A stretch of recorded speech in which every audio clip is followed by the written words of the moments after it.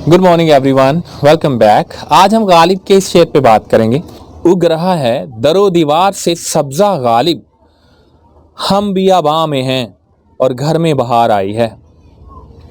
फरमाते हैं मौसम बहार की आमद आमद है और मैं आशिक और शायर मौसम बहार की आमद को खुशामदीद कहने के लिए और अपना गिरेबान चाक किए हुए अपने आवारगी और जुनून के शौक़ की तकमील के लिए जंगल और सहरा में निकल आया हूँ।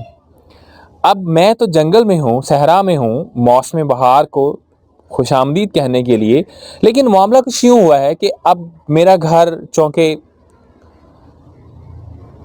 तर्क कर दिया गया और वहाँ अब कोई नहीं है उसकी देखभाल करने के लिए। तो मौसम बहार की वजह से मेरे घर के कच्चे सहन में और मेरे घर की दीवारों और दरवाज़ों पे खुदरो घास और झाड़ियाँ उगना शुरू हो गई हैं। तो गोया अब मेरा घर ही मौसम बहार का नक्शा पेश कर रहा है और मैं पागल मौसम बहार को देखने के लिए जंगल में आया हुआ हूँ। अब इसको इस तनाज़र में दोबारा सुनिए। उग रहा है दरो दीवार पे सब्जा गालिब, हम बियाबां में हैं और घर में बहार आई है। अरे वाह वाह वाह वाह मियाँ, क्या बात है। That's why I say that Ghalib जैसा शायर कोई क्यों कर पैदा हो। अब मेरी पिछली पोस्ट पे एक आदमी फेसबुक पे आ गया और कहने लगा कि हसन साहब आप इकबाल को क्यों शायर नहीं मानते, आप इकबाल पे क्यों नहीं कुछ लिखते हैं। मैंने कहा भाई मैंने कब कहा कि मैं उसको शायर नहीं मानता, लेकिन हर इंसान की अपनी चॉइस है। तो मैं गालिब को एक बहुत बड़ा शायर मानता हूँ, ये मेरी एक अपनी ज़ाती राय है, गलत भी हो सकती है, आप इस डिसएग्री भी कर सकते हैं।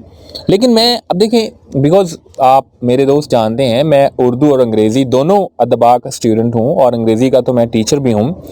सो टी.एस. इलियट्स की टर्म में Ghalib what I think personally is a pure poet, वो एक खालिस शायर है। गालिब शायर के अलावा कुछ भी नहीं है।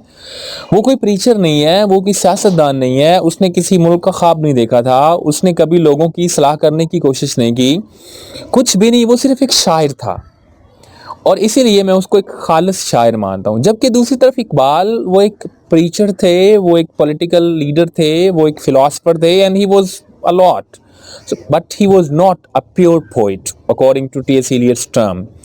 So I love Ghalib because he was a pure, he was khalis shair. That's it. See you next time.